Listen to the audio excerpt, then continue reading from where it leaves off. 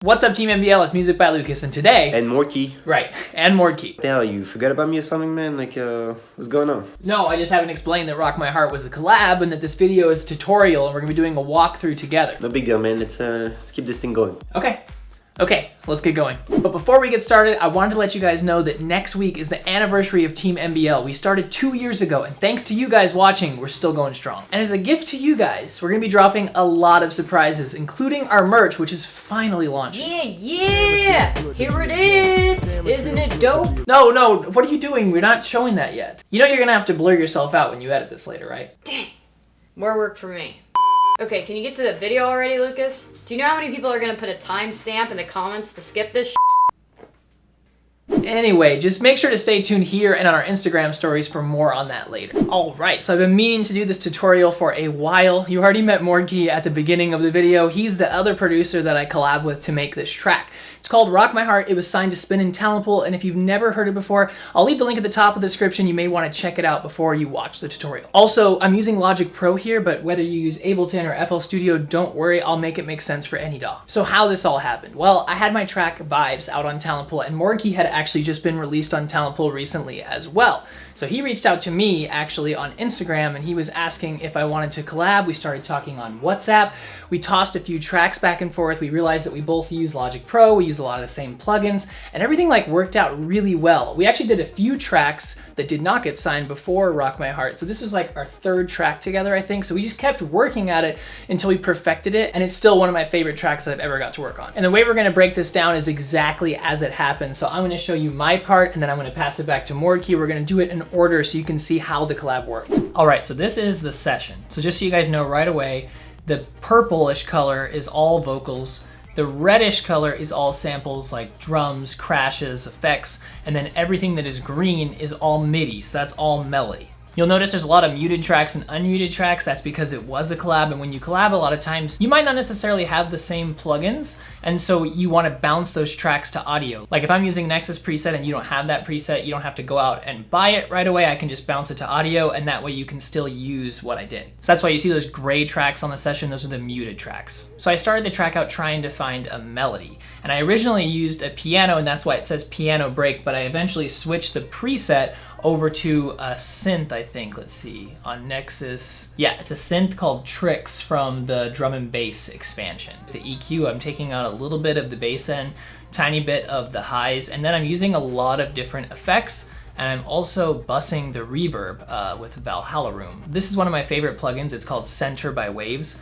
The reason why I like it so much is because it lets you actually take the frequencies out of the center so that you can let things like the vocals shine. Because what you want is you want the vocals to shine in the center. They're going to be in mono, they're going to be sticking out there, so you don't want other elements really to get in their way. So the center plugin allowed me to kind of take the synth out of the way of the vocal and to push it more to the side so everything can have space. Then just a little sausage fattener. This one is called Up Stereo Pro, which I use, which is pretty cool. Kickstart, of course, and the EQ. And to me, it's just about finding that well-rounded sound that's gonna make it stick out. So what I'll typically do, I like to play the piano, so I'll just open it up to a piano preset and start playing around with some chords until I find something that I think is catchy. And I had this eventually.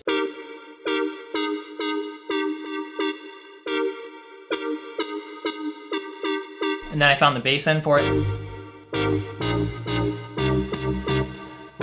The next thing for me after I find a melody is to try to find a vocal that I like to go with it. And so I use Splice actually to find these vocals. There's not too many effects on them. I'm using CLA vocals. I really like this plugin. It gives it a lot of brightness. It helps you with the reverb, helps you with the echo, helps you with the pitch. There's a lot of things you can do with this plugin to make your vocals sound even more professional. And so I found this vocal.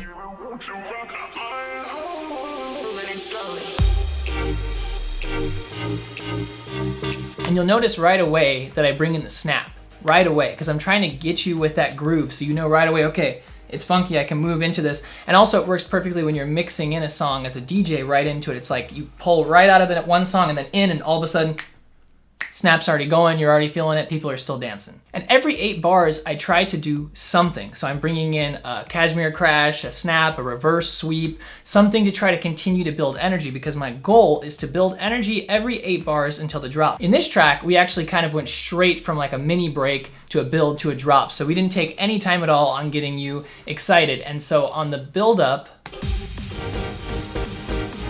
you'll notice I add the bass. And the reason why I add the bass on the buildup is because it's about adding more power, adding more depth, and getting everyone like, oh, okay, something's coming, something's happening. If you give it all away on the first 8 bars, like if you put the bass in right away on the first 8 bars, you're pretty much giving away like one of your biggest assets. You always want to save some things for later up until the drop. And when the drop comes, you give them everything. You give them a bunch of energy, and then they feel that release like, oh, I love this drop. And the sub is actually my favorite sub. It's from the Steve Aoki Nexus pack. It's called Bass 808.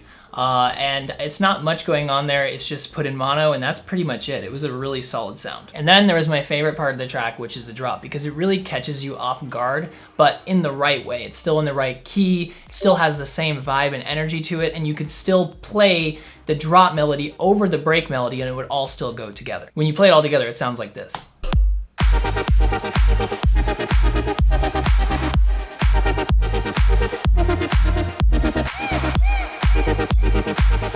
Now you can tell it's a pretty simple drop. Like if you look at the DAW, there's not that much craziness going on, but you will notice that every 4 to 8 bars, there's more stuff coming in, more samples, more percussion, more energy, because we're always trying to throw more energy at you to keep you pumped and keep you moving on the dance floor. If you listen to the drop before Mordkey on it, there was less red, there was less samples here, there was less vocals here. He added a lot of that stuff. That's what he's really good at, is kind of like taking the initial idea and just taking it to a whole nother level. But I did have the lead and that melody there, but it uses an LFO to get that pump effect on there, and I layered it. You'll see multiple layers on here because some of them I wanted to have layers with more mids. I wanted to have layers that were wider. I added a phase to one layer so it panned back and forth, and that's where you get that kind of shifting in the speakers. But there's nothing really crazy going on with the EQ if you look at it, just taking off the low end a little bit. And the reason why I'm able to do this is because it's more of a future house track where it really just has some leads and a sub that are making the track work, whereas sometimes with like progressive house tracks,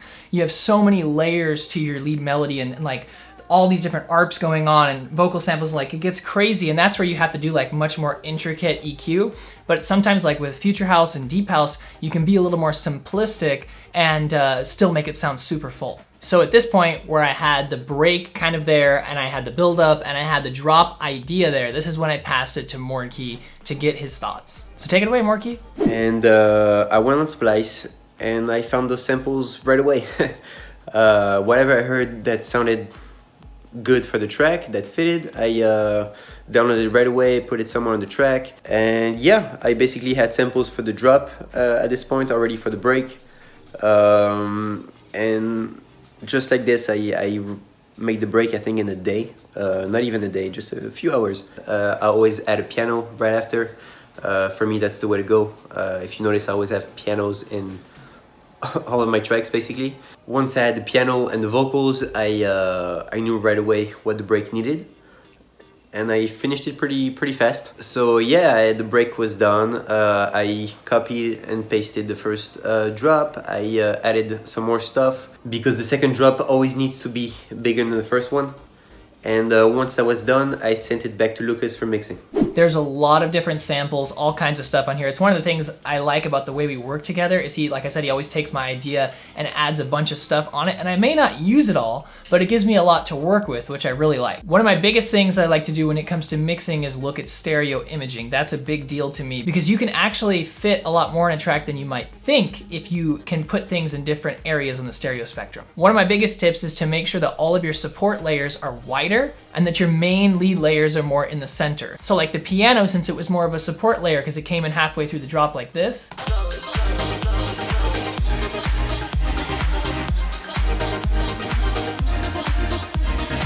So you'll notice here on center, I've taken it out of the center and you'll see the lows, the highs, all of these knobs here. I pushed them all the way to the right and I have the sides pushed all the way. That's making the piano hit more of the sides and giving that lead more room in the center to show off. Another tip with mixing is just to look at the transitions, because a lot of people are like, how do I make my drop sound louder? Well, you can actually make your drop sound louder by looking at how the part before it transitioned into the drop, because maybe you have a really loud buildup and it's actually making your drop sound more quiet and weak. But if you had a more mellow buildup, or you added more suspense by pulling out some of the lows and kind of filtering it a little bit more, then the drop would sound bigger by comparison. So that's just something to look at. Another tip is to make sure you guys are bussing your reverb. It's really important because a lot of times you're using presets, and presets a lot of times have their own reverb all set up, and you're using all these presets with all their own reverb and everything is clashing together. So if you bus the reverb instead, then you can make it so you have a much less muddy mix, much cleaner. You can do the same thing with your echo. There's a lot of things you can do to clean up a track. And when you clean up the track like that, it actually will make the track sound more powerful because it'll have more room and it'll be more clear and the frequencies will cut through the speakers. Another thing is I mostly mix on these headphones. They're Audio-Technica M50Xs, but even Vibes, I actually mixed a lot of that on iPhone headphones. So I think the biggest thing is that you just use a bunch of different types of speakers and headphones before you're done mixing it. That way you get a level mix. And everyone always says that, but I think it goes further than that. I think it's more than does it sound good on every set of speakers, but does it sound good in comparison to a good reference track on all those different speakers? Because like for this one, like I was listening to some Hexagon tracks in comparison, and I was listening like on the laptop speakers, and I was trying to pay attention to how does the hi-hat on mine sound compared to the hi-hat on the Hexagon track on the laptop speakers? Is it louder, is it lower? Little things like that, just to try to get the most level mix I could on all the different speakers. And at that point, really, once I had listened to it on every set of speakers, on my phone, on the iPhone headphones, on these, on the monitors, and I had found that level mix, that's when I sent it back to Morkey to master. And then I mastered it. That's it? Okay. Of course, since me and Morkey had already been previously signed by Spin and Talent Pool, we had the A&R's email, so we sent it over. Took about a week for us to hear back, but they loved it, they signed it, and that is how Rock My Heart was made. And make sure to comment below what was your favorite part of the video. Wow, bro. Maybe you should start a YouTube channel someday. No. So remember to stay tuned for the anniversary week surprises and merch launch, and producers team, I will see you on Sunday for our workshop. And you guys know it's all about teamwork. We got new videos every Wednesday and Friday. So if you're not a member of the team yet, hit that subscribe button. All right, I'm Music by Lucas. Lauren Z. Ray. And Kingsley here, and we'll see you next video. Bye. Yo, when are you flying me out to LA, man? I'm not gonna keep asking this question over and over again. Seriously.